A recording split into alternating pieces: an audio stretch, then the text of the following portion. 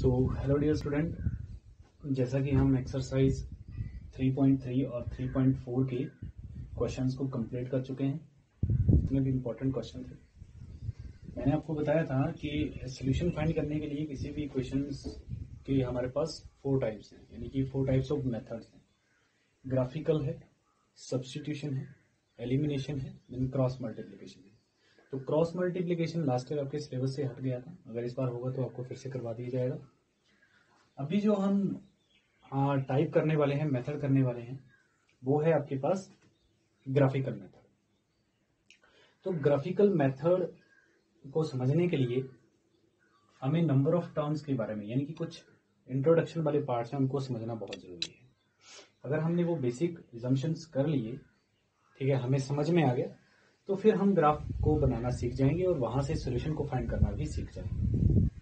तो उसके लिए सबसे इंपॉर्टेंट चीज, हम जो ये चैप्टर कर रहे हैं लीनियर इक्वेशन विद 2 वेरिएबल, ठीक है, वो आपको पता है किस तरह की इक्वेशन होती है, like ax plus B by plus C equal to 0। इन्हीं इक्वेशंस के बारे में हम अभी तक पढ़ते हैं। This is linear equation having और विद 2 वेरिएबल्स। यहाँ पे x एक वेरिएबल है और y दूसरा वेरिएबल है, ऐसी कांस्टेंट है।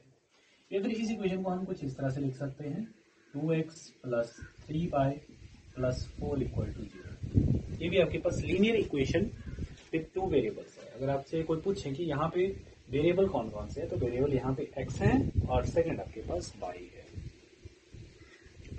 अब इस टाइप के क्वेश्चंस को हम कैसे जानेंगे?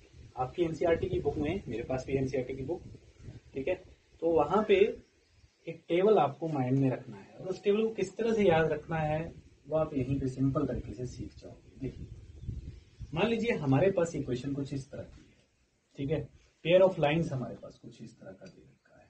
बात को समझना है, पेयर ऑफ लाइंस,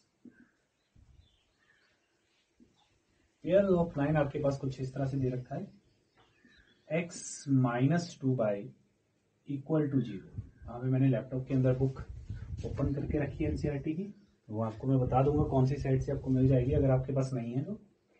एंड दूसरा है 3x minus 4y then minus 20 equal to 0। ध्यान से देखिएगा। अब इन इक्वेशंस को मैं कंपेयर करूंगा बेटा लीनियर इक्वेशंस के साथ। लीनियर इक्वेशन कौन सी होंगी हमारे पास, हम यहाँ पे लीनियर इक्वेशंस बनाने की कोशिश करेंगे। देखिए, लीनियर इक्वेशंस को किस तरह से बनाना है, a1x plus b1y plus c1 equal to 0। ध्यान से देखिएगा जरा। Then a2x plus b2y plus c2 equal to 0। ध्यान दीजिए, यहाँ पे आपके पास जो c है, यानी कि पहले क्वेश्चन में 3x x minus 2y equal to 0 और सेकेंड है 3x माइनस 4y माइनस 20।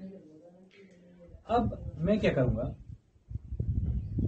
यहां पे मुझे ये पहचानना है सबसे पहले कि a1, a2, b1, b2, c1, c2 का वैल्यू क्या है। सबसे पहले तो मुझे ये पहचानना है a1 का वैल्यू क्या है, b1 का वैल्यू क्या है, c1 का वैल्यू क्या है, देन a2 का वैल्यू क्या है, b2 का वैल्यू क्या है और c2 का वैल्यू क्या है।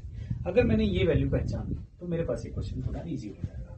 तो देखिए, अगर मैं कंपेयर करूं इस इक्वेशन को, इस फर्स्ट वाली इक्वेशन को अगर मैं कंपेयर करूं इसके साथ, तो मेरे पास a1 का वैल्यू, देखो x के साथ जो टर्म लगी हुई है, तो मेरे पास a1 का वैल्यू क्या आता है, a1 x के साथ क्या लगा हुआ इधर 1, a1 का वैल्यू क्या जाएगा 1। देन b1 का वैल्यू क्या आएगा, देखिए y के साथ क्या लगा हुआ इधर -2, तो b1 का वैल्यू क्या जाएगा -2। c प्लस 0, यानी कि c यहाँ पे है ही नहीं दिया हुआ, प्लस कुछ भी नहीं है, 1 तो नहीं लिख नहीं सकते, लेकिन यहाँ पे 0, तो c1 का वैल्यू क्या आ जाएगा, 0 आ जाएगा। अभी यहाँ पे हमें a2 का वैल्यू फाइंड करना है। देखिए, a2 इसके साथ कंपेयर करेंगे, a2 का वैल्यू क्या आएगा 3, b2 का वैल्यू क्या आएगा -4 और c2 का वैल्यू क्या आएगा आपके पास -20। आई थिंक ये आपको क्लियर हो गया होगा कि किस तरह से हमने इसको राइट करना है। अब बहुत ध्यान दीजिए किस तरह से हम इसको लिख सकते हैं। देखिए, हम इस चैप्टर में सॉल्यूशंस ही फाइंड करेंगे। तो बेसिकली हमारे पास मान लीजिए टू लाइन्स हैं, वो कुछ इस तरह से ड्रॉ होती है, लाइन एक्स और लाइन वाई। एक लाइन हम इस तरह से ड्रॉ कर सकते हैं, इस केस को हम क्या कहते हैं, पैरेलल लाइन।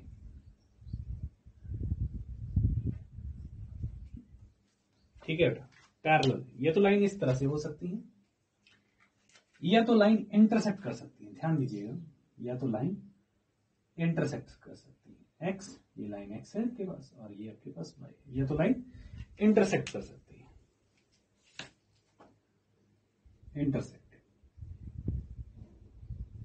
Intersecting line. और या तो लाइन इस तरह से हो सकती है, या तो एक लाइन इस तरह से जाएगी, अरे है ना, एक लाइन इस तरह से होगी और दूसरी भी लाइन इसी के ऊपर ड्रॉ होगी। मैं उसको कुछ इस तरह से ड्रॉ कर देता हूं, देखिए इस तरह से इसी के ऊपर ड्रॉ होगी, इस तरह से डॉटेड में कर देता हूं, ये आप समझ जाओगे। ये साथ में इधर ब्लू लिख देता हूं, ये उसी के ऊपर है, ठीक है, समझ रहे बात। पैरेलल लाइन, इंटरसेक्टिंग लाइन और coincident line.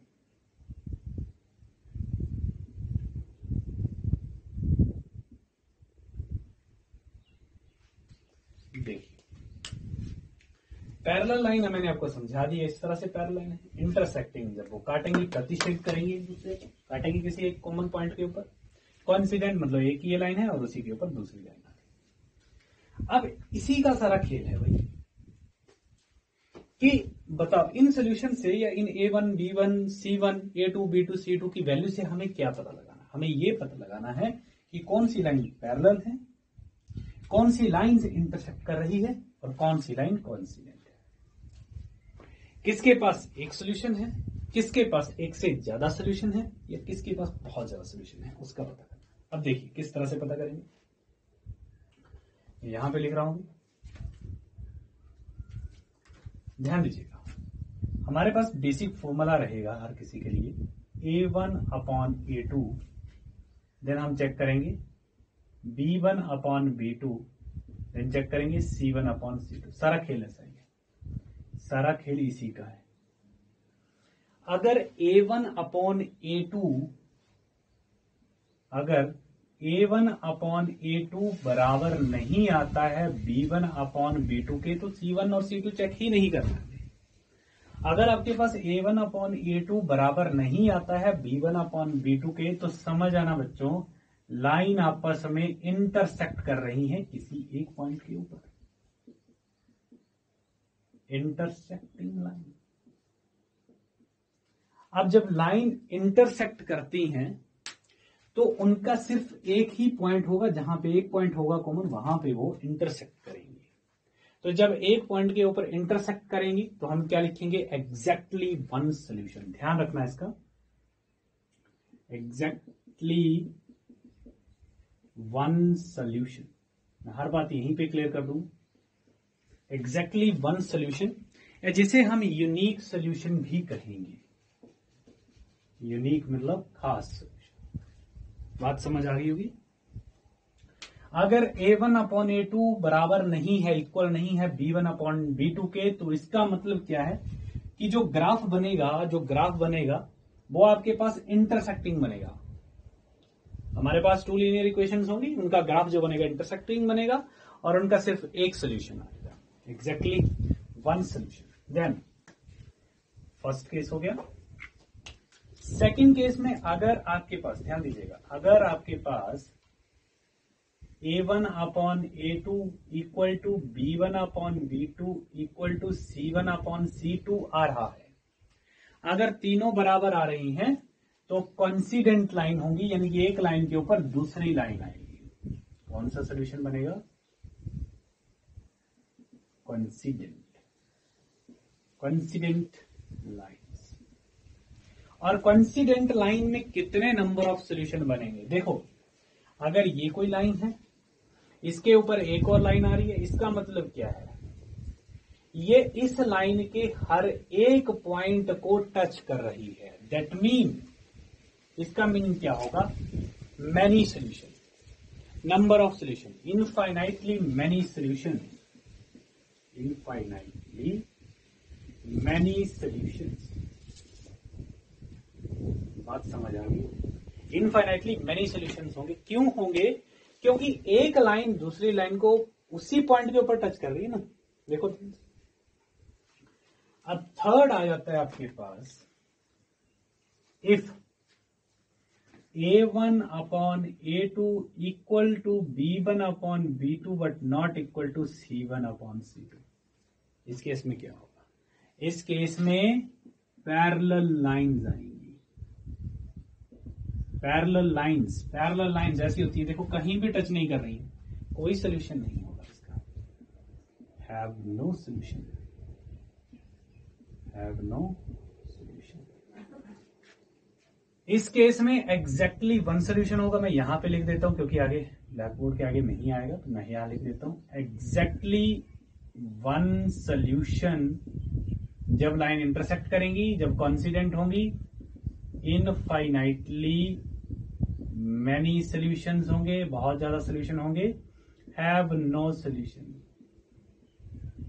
Have no solution. अब सर इनका पता कैसे करें? अब इनका पता कैसे करें कि कैसे इनफाइनाइटली सोल्यूशन होगा, कैसे नो सोल्यूशन होगा? अब इसका पता कैसे करना है, यहां पे कर देता हूं। देखिए किस तरह से मैंने यहां पे दो इक्वेशंस लिखी हैं। 1x यानी कि x minus 2y equal to 0, ध्यान से देखना। 3x minus 4y minus 20 equal to 0। वहां से मैंने A1, B1, C1, A2, B2 और C2 की वैल्यू फाइंड करी है। ध्यान दीजिए, A1 अपॉन A2 करेंगे तो क्या बनेगा? इधर A1 अपॉन A2 करेंगे तो 1 अपॉन 3 बनेगा। ध्यान दीजिए, इक्वल टू लगा दीजिए पहले। -2 अपॉन -4 कर दिया, B1 upon B2 equal to C1 upon C2 mean 0 upon -20। अरे बेटे ध्यान दीजिए जरा, ये माइनस से माइनस कैंसिल हो जाएगा, फिर भी 1 अपॉन 2 बचेगा। तो यहां से तो हमारे पास सीधे ही आ गया। क्या रिजल्ट आया? A1 upon A2, A1 upon A2 not equal to B1 upon B2। C पे जाएंगे नहीं। जब पहले ही आ गया आपका result A1 upon A2 not equal to B1 upon B2, that mean जब इस लाइन का ग्राफ बनेगा, इस लाइन का ग्राफ बनेगा इन लीनियर इक्वेशन, है ना, लीनियर इक्वेशंस का ग्राफ बनेगा, दैट विल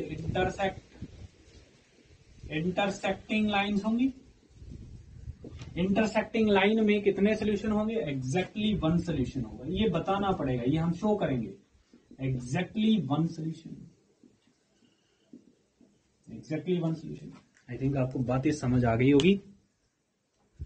नहीं आई है तो बने रहिए, फिर नहीं आई है तो बने रहिए। मैं इसको मिटा रहा हूं।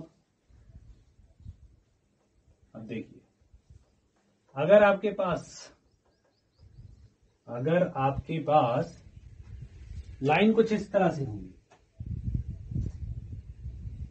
लाइन कुछ इस तरह से होंगी, 2x प्लस